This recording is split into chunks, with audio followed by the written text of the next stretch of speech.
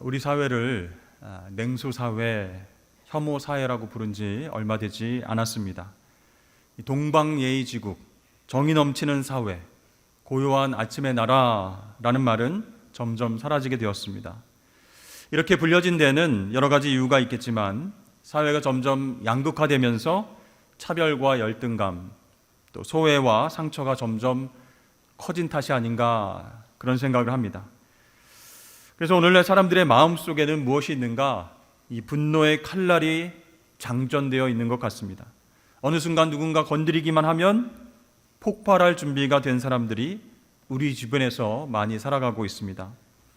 그 대상이 불특정 다수일 수도 있고 또 그 대상이 난민, 외국인, 노동자, 탈북자, 이슬람, 남성, 여성, 고령층, 부자, 정치인 등 이렇게 특별한 대상일 수 있습니다.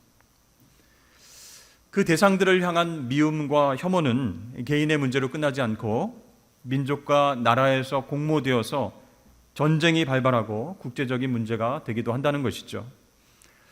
우리말 사전에 보면은 혐오라고 하는 말은 싫어하고 미워함 그런 뜻이고 증오는 아주 사무치게 미워함 이런 뜻입니다. 이 두 단어에 공통적으로 들어가 있는 단어가 오라고 하는 단어인데요. 그것을 한자로 악으로 읽을 수 있습니다. 그러니까 미워하고 증오하는 것은 악한 일, 하나님 앞에 죄다라는 것을 알 수 있습니다. 자, 하나님께서 인간을 창조하시고 하나님 사랑 안에서 살아가길 원하셨죠. 그러나 범죄한 이후에는 사랑 대신 이기심으로 살게 됐습니다. 하나님의 생명이 그 안에서 떠났기 때문입니다. 그래도 하나님은 인간을 사랑하셔서 예수 그리스도 안에서 구원을 허락하셨습니다. 우리로 하여금 그분의 생명과 사랑 안에서 서로 사랑하면서 살도록 만들어 주셨어요. 우리의 힘과 능력이 아니라 하나님 생명의 힘으로 서로 사랑하며 살 수 있도록 회복하여 주신 줄로 믿습니다. 따라서 여러분, 서로 미워하는 일은요, 개인적인 일이 아닙니다.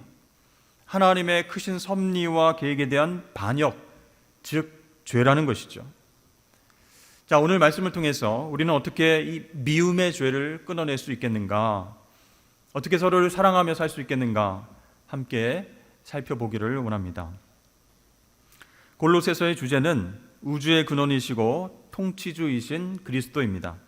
그래서 바울은 세계와 그리스도, 교회와 구원에 관한 어떤 교리를 설명하는 후에 성도들 실제적으로 어떻게 살아야 될 것인가에 대해서 교훈하고 있습니다. 자, 예수 믿고 구원받은 성도는 하나님 큰 사랑을 받았지만 그 안에는 여전히 뭐가 있어요? 옛 본성이 남아 있습니다. 그래서 믿는 사람이든 안 믿는 사람이든 그 이웃들을 미워할 가능성이 있다는 것이에요. 그렇기 때문에 사도 바울은 그들에게 해줄 구체적인 교훈이 필요했습니다. 어떻게 해야 미움의 죄에서 우리가 벗어날 수 있을까? 사도 바울은 오늘 세 가지로 말하고 있습니다. 첫 번째, 서로 참으라 이렇게 권면합니다. 13절 말씀에 보니까 누가 누구에게 불만이 있거든 서로 용납하여 피차 용서하되 주께서 너희를 용서하신 것 같이 너희도 그리하고 그랬습니다. 서로 용납하여 라고 하는 말은 서로 견디고 참다 그런 뜻이에요. 여러분 생각해 보시면 우리가 어떨 때 참습니까? 어떤 충동이나 부정적 감정이 마음에서 솟아나지만 그것보다 더 높은 목적이 있을 때 억누르고 참습니다.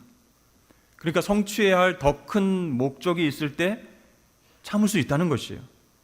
이것을 미움에 적용하면 이렇게 됩니다.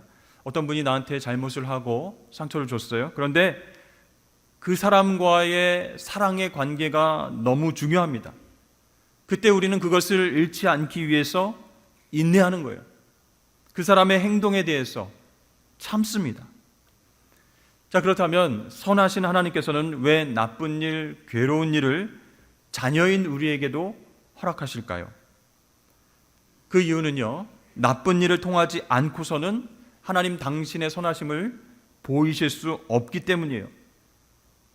어둠을 몰랐던 자들은 빛의 고마움을 모릅니다.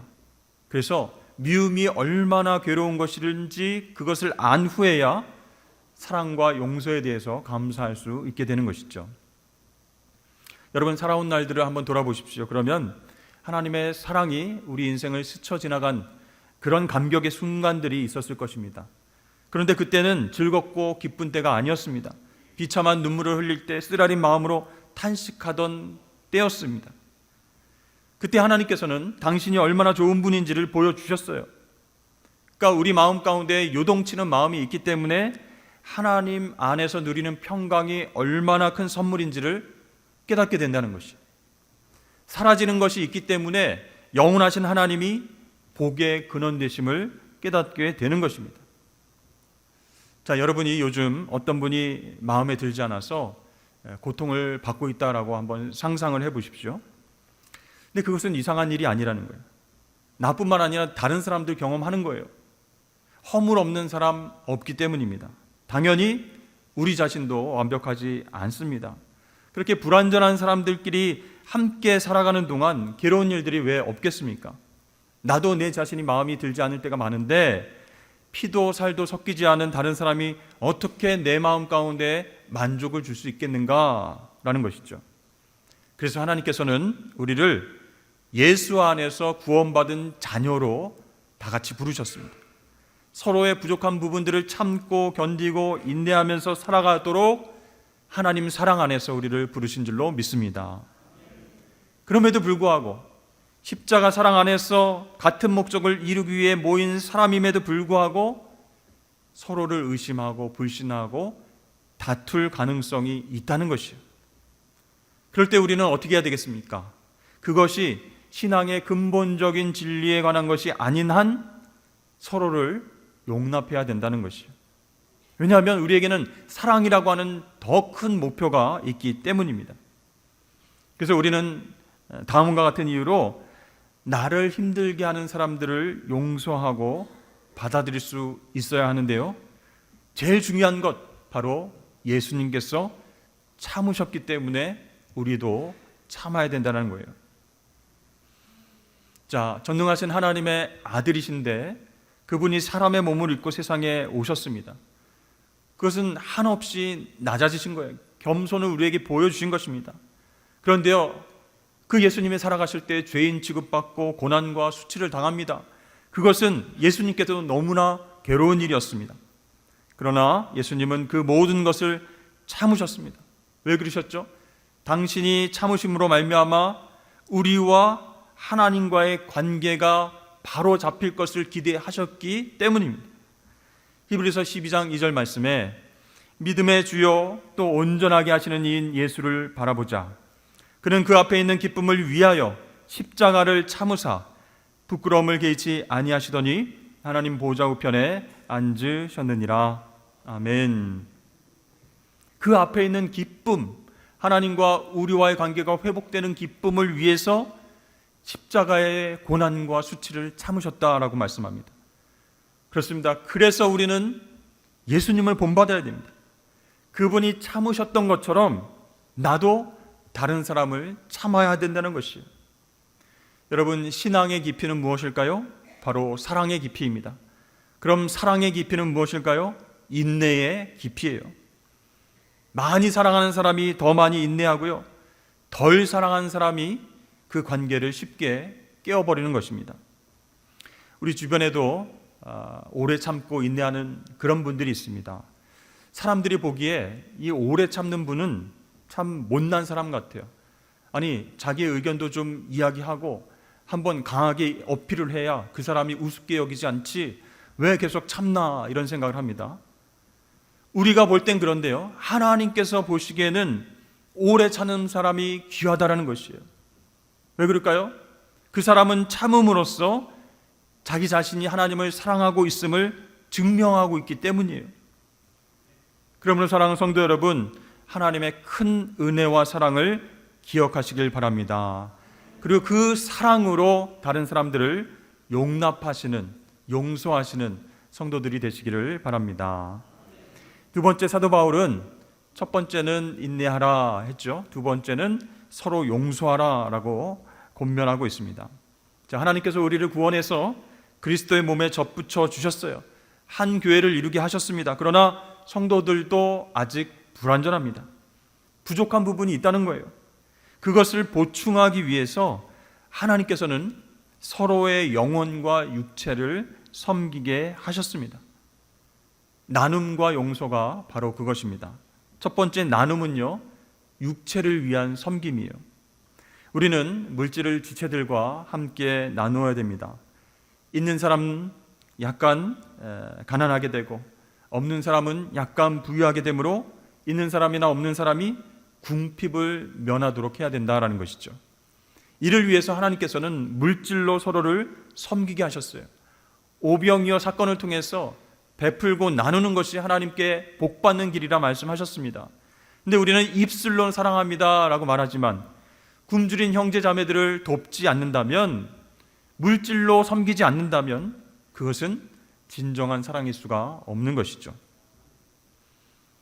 또 용서는요, 영혼을 위한 섬김이다 라고 말할 수 있어요. 물질을 나눔으로써 육신의 궁핍함을 면하게 하신 것처럼 하나님은 우리 영혼의 궁핍을 면하는 방법을 알려주셨어요. 그것은 무엇일까요? 나에게 잘못을 행함으로 나를 힘들게 한 형제 자매들을 용서하는 것이.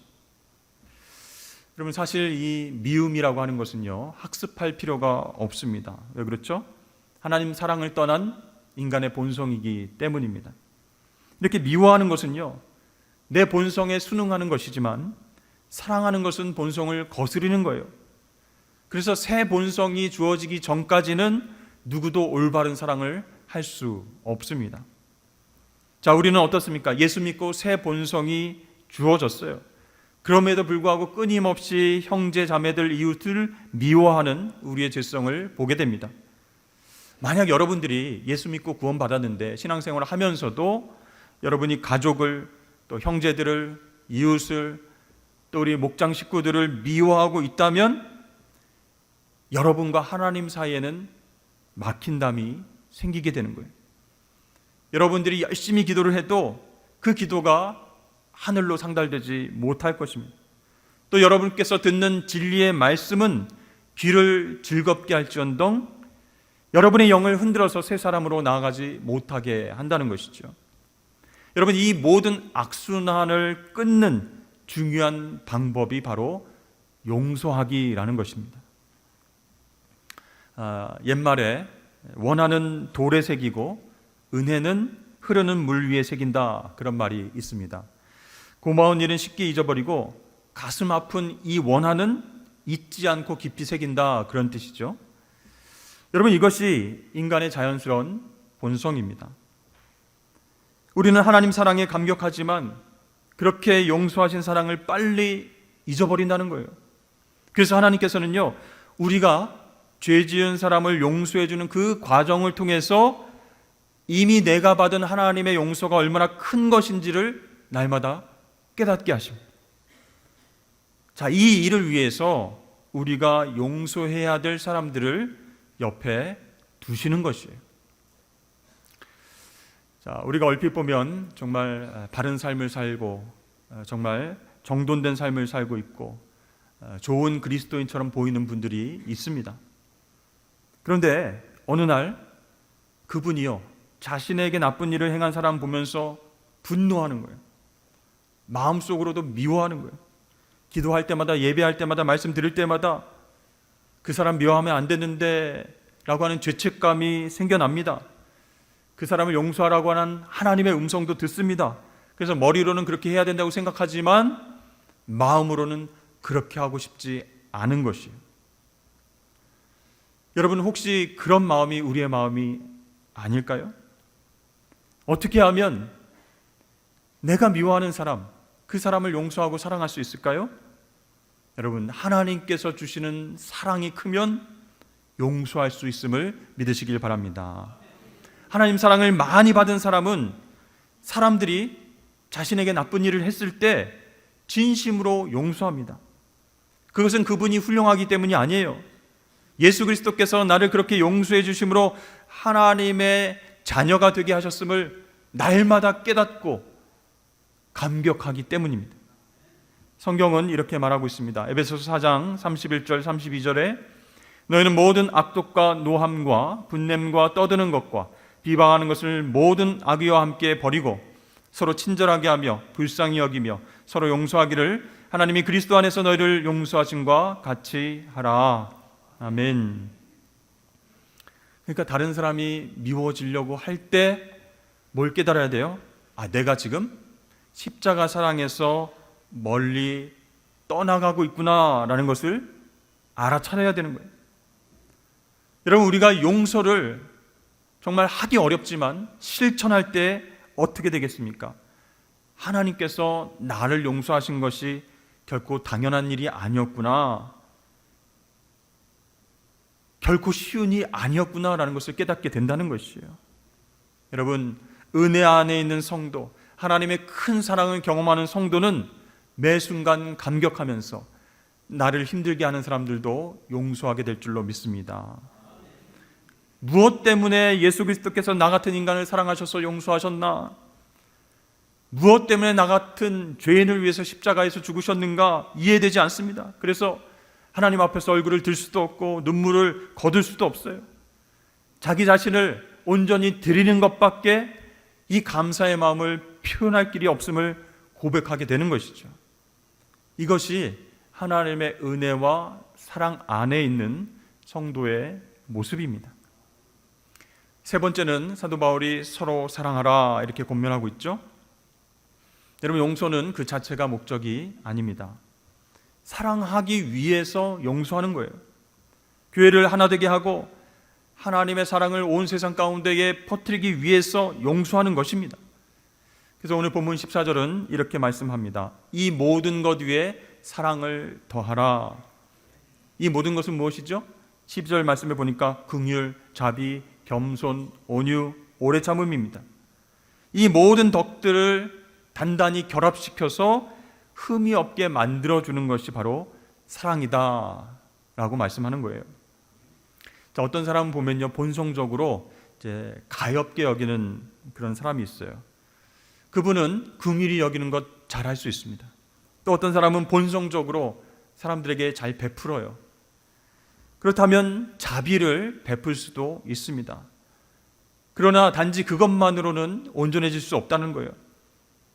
그분이 진심으로 하나님을 사랑하고 그 사랑 때문에 긍휼히 여기고 그 사랑 때문에 자비를 베풀고 그 하나님 사랑 때문에 겸손해지고 온유해지고 오래 참을 때 그 안에 있었던 본성적인 덕들이 그 하나님 사랑 안에서 하나가 되어서 하나님을 보여주는 열매가 된다라는 것이죠. 그러므로 여러분, 다른 사람들에 대해서 인내할 뿐만 아니라 용서하십시오. 그리고 그 위에 사랑을 더하시길 주의 이름으로 축복합니다. 아까도 말씀드렸지만 미움은 그냥 본성 자체, 그냥 누구나 다 갖고 있는 것 이렇게 넘어가면 안 됩니다. 하나님 사랑에 대한 반역이에요. 미움은 곧 죄라는 거예요. 모든 선한 것으로부터 돌이키는 것입니다. 그럼 어떻게 될까요? 미워하면 선을 향해서 나아가지 않고 악을 향해서 나아가게 돼요. 그 악 속에는 무엇이 있을까요? 행복이 없다는 얘기예요.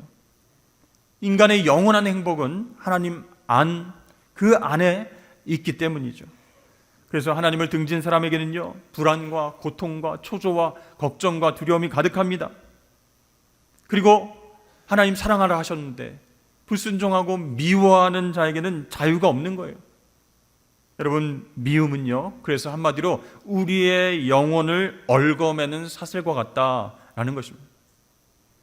그래서 이 미움을 계속 갖고 있으면 내 안에 있는 성령을 근심하게 합니다. 많은 소원들, 기도 제목들이 있어서 열심히 하나님 앞에 아뢰지만 그 기도는 연락되지 않습니다. 그러면 한번 착한 일을 많이 해볼까? 섬기고 봉사 많이 해볼까?